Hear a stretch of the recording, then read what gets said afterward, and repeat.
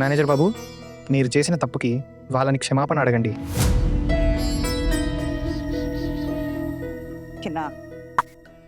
ఇంకా వీళ్ళకి వత్తాసు పలికింది చాలు. ఏంటో ఈ గొడవలు అసలు తెగడం లేదు. గొడవలు మాత్రమే కాదు వదినా, ఇక్కడ నగలు కొనే పనిలో మా టైం అంతా నాశనం చేశారు. నాశనం కాదు, మీకు మంచే జరిగింది కదా. ఇందాకే మీరు ఆంటీ గారితో అంటున్నారు కదా, మేము దొంగలము బిచ్చగాళ్ళము, మీకు అర్థం కావడం లేదని. ఈ మాట మీరు ఆవిడ చెవిలో చెప్తుండొచ్చు, కానీ నేను విన్నాను.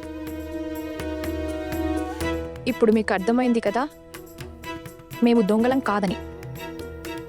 ఇప్పుడు మీరే ఆలోచించుకోండి, ఇలాంటి ఇంటి కోడల్ని మీరింటికి తెచ్చుకుంటారో లేదో.